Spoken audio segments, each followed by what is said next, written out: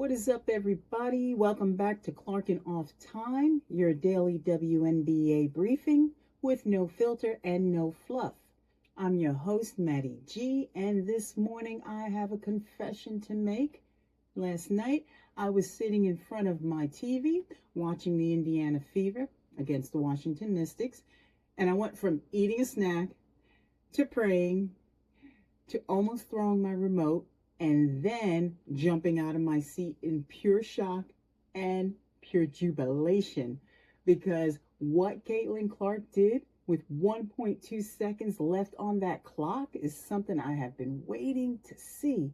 A 30-foot dagger, 31 feet. But before I celebrate, because I will celebrate, we need to have a serious conversation about how this team almost gave away a 17-point lead to the Washington Mystics. A team that got blown away out by 32 points on Saturday. And if you think I'm letting this go without talking about it, you don't know Clarrkin Off Time. Let's get into it.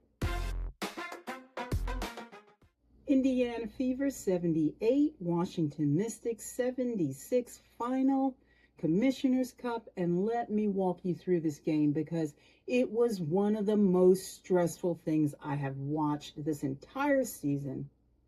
First quarter, the Fever came out flying. Caitlin Clark scored 10 points in the first quarter alone. Indiana took a 21-16 lead. The energy was right. The shots were falling. Clark looked like her old self for the first time in weeks. Second quarter, Indiana went absolutely nuclear. They outscored Washington 22-13 in that quarter. At halftime, the score was Indiana 43, Washington 29, 43-29. The Fever had a 14-point lead at halftime against a team that just lost to Atlanta by 32 points 2 days earlier. This should have been a layup. This should have been a cruise control basketball in the second half. But then the third quarter happened.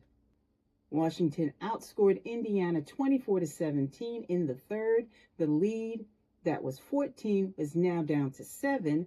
And in the fourth quarter, Washington outscored Indiana again 23-18. And suddenly, a team that had a comfortable double-digit lead was in a fight for their lives. The Mystics pulled within 2 midway through the fourth, then within 1 with a minute left. Then a loose ball foul gave Washington a free throws opportunity. Sonia Citron stepped to the line with 4.3 seconds left and hit both free throws. Washington Mystics 76, Indiana Fever 75. The Mystics had just taken the lead. And I'm not going to lie here. I'm not going to lie to you, Fever Nation. My heart dropped. Clark drew contact in the lane, went to the free throw line with a chance to retake the lead. She missed the first one. She missed the second one. Oh my God, both free throws gone. The Fever was still down by 1. Whew. But then, after a Mystics turnover, thank God, Clark found Aliyah Boston with a beautiful half-court pass. Fever back up 75-74.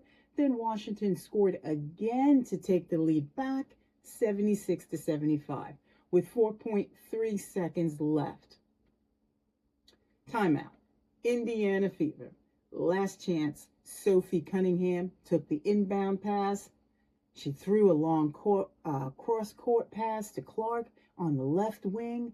Cody McMahon went for the steal and missed. Clark caught the ball.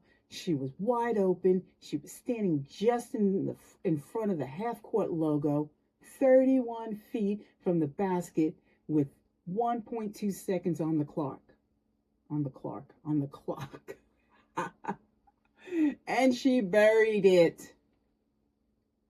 Nothing but net. Indiana Fever 78, Washington Mystics 76. Game over.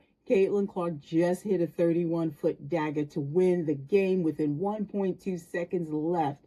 The bench went crazy, the arena went crazy, and Aliyah Boston broke up the final inbound pass to seal it. Clark called game, period. And I need to stop right here for a second, because this moment meant more than just 2 points. This was Caitlin Clark's first buzzer beater in her entire WNBA career. Her first one. And if you watched her at Iowa, if you were one of the millions of people who fell in love with number 22, hitting impossible shots in impossible moments on the biggest stages in college basketball, then last night felt like coming home. That was the Clark we fell in love with. That was the ice-cold killer who hit shots that made your jaw drop in the NCAA tournament.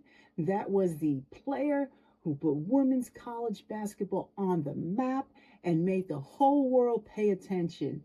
She finally brought that Clark to the WNBA last night. And I got chills watching it. I got emotional, and I'm not ashamed to say it. This moment was bigger than a basketball game. Okay, MaddyG is going to say what everybody is thinking and nobody wants to say because they are too busy celebrating. That shot was phenomenal. Clark is a killer, an absolute cold-blooded killer who has now hit 2 deciding shots against Washington this season. The last time she hit a 3 with 1.7 seconds left to force overtime. This time she hit a 31-footer to win. That is generational talent. That is why she is the most talked about player in this sport. But the Indiana Fever had a 17-point lead against the Washington Mystics, a team that is 4-8, a team that got blown out by 32 points on Saturday, and they let that lead disappear completely to the point where they were down by 1 with 4.3 seconds left. That is now 3 consecutive games where the Indiana Fever got outscored in the 4th quarter. Against Atlanta, they won big, so it didn't matter. Against New York, they lost. Against Washington, they almost lost. Are we seeing a pattern here? Because I am, and the pattern is this. The Indiana Fever cannot close games. When teams make their adjustments at halftime, when they tighten their defense and change their game plan, Indiana has no answer. The 4th quarter keeps happening. The same collapse. Different game, different opponent, same results. And we have to ask the hard question again. Is this a talent problem? No. The talent is clearly there. Clark just hit a 31-footer off a cross-court inbounds pass. That is not a talent problem. This is a system problem. This is a coaching problem. It is a coaching adjustment problem. And until it gets fixed, the Fever are going to keep living and dying by miracle shots instead of winning basketball games the right way. Let me give you the full Clark stat line because it tells a complicated story. 19 points, 7 of 16 from the field, 4 of 10 from 3-point range. That's 40%. 5 assists, 3 rebounds, and 5 turnovers. Now, the good news, Clark shot 43.8% from the field. That is her best shooting performance in 4 games. She scored 10 in the 1st quarter. She had a 4-point play in the 3rd quarter. She hit the game winner. And she had 11 fast break points, going 4 for 4 on fast break opportunities. When Clark is in transition, she is literally unstoppable. Nobody in this league can guard her in open court. But 5 turnovers, 5. And the team had 20 turnovers total. 20. Washington scored 17 points off Indiana turnovers. when your team gives the ball away 20 times in a game, you don't deserve to win. You deserve to be down by 1 with 4 seconds left, praying for a miracle. And that is exactly what happened. Now, here is something else I need to address. After the game, Caitlin Clark publicly defended Coach Stephanie White. She pushed back against the criticism of her coach. She said the team believes in the system and believes in their coach. I respect Clark for standing by her coach. I really do. That is a teammate. That is a leader. But here is what MaddyG says about that. Defending your coach is one thing. Fixing the fourth quarter collapses is another. You can love your coach and acknowledge that system needs adjustments. Both things can be true at the same time. I want to take a moment to just appreciate what we saw last night, because it was the most Caitlin Clark thing that has ever happened in the history of Caitlin Clark things. She missed both free throws when her team needed her most. Both of them gone. Then from 31 feet away, with 1.2 seconds on the clock, off an inbound pass, she hit a shot that most players would not even attempt. She turned a heartbreak into a heart stopper in the span of about 8 seconds. That's not normal. That is not something you can coach. That is not something you can draw up in a timeout. That is Caitlin Clark being Caitlin Clark. And this is exactly why I said yesterday, this player deserves to be on a team that maximizes everything she is. Because when she is free, when she is in her element, there is nobody better in this sport. Let the free throw misses go. Remember the 31-footer, because that is who number 22 is. I'm going to be quick here, but I need to say it. Aliyah Boston last night, 14 points, 10 rebounds, 3 assists, 2 steals, 2 blocks, a double-double. And she broke up the final inbound pass to seal the victory. Boston does not get enough flowers, and today I'm handing her a whole garden. She is the anchor of this team. She is the one who makes the right plays in the right moments, and that final play, breaking up the inbound pass, that is the kind of basketball IQ that does not show up in a stat line, but wins games. Aliyah Boston is that player, and Fever Nation needs to appreciate her more.